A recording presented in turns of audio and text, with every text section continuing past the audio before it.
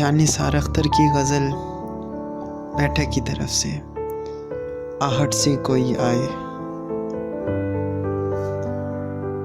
آہٹ سے کوئی آئے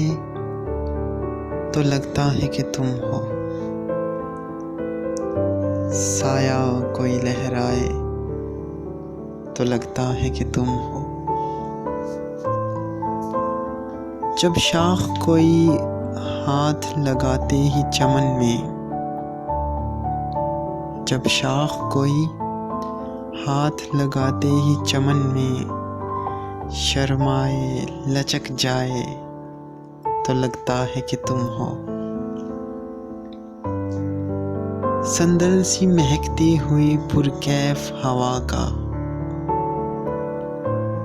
جھونکا کوئی ٹکرائے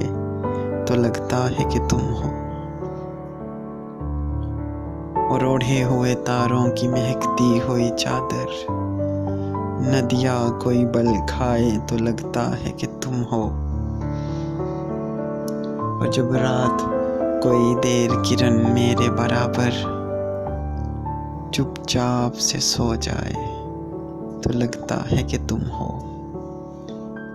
آہٹ سے کوئی آئے تو لگتا ہے کہ تم ہو، سایہ کوئی لہرائے تو لگتا ہے کہ تم ہو۔